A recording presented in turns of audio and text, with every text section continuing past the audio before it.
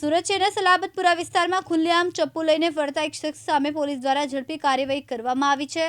પોલીસની કાર્યવાહીને પગલે સ્થાનિકોમાં રાહતનો માહોલ જોવા મળ્યો છે। મળતી માહિતી મુજબ આસિફ ગાંડા નામનો શખ્સ સોસાયટી વિસ્તારમાં ખુલ્લેઆમ ચપ્પુ લઈને ફરતો હોવાનું સામે આવ્યું।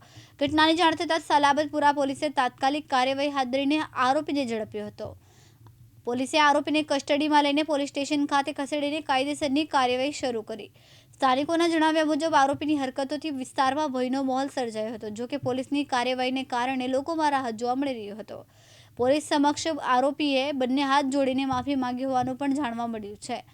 ઘટનાના પગલે સ્થાનિક લોકોએ સુરત પોલીસની કામગીરીને બિરદાવી સુરત પોલીસ જિંદાબાદના નારા લગાવ્યા હતા। પોલીસ દ્વારા સ્પષ્ટ કરવામાં આવ્યું કે કાયદો અને વ્યवस्थाનો ભંગ કરનાર કોઈપણ વ્યક્તિ સામે કડક કાર્યવાહી કરવામાં આવશે।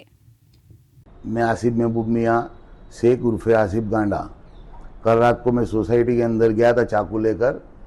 ये एक भूल हो गई मेरी। आगे से अब मैं कोई ऐसा काम नहीं करूँगा और आप भी मत करना। मुकेश गौरव, दिव्यांग न्यूज़, सूरत।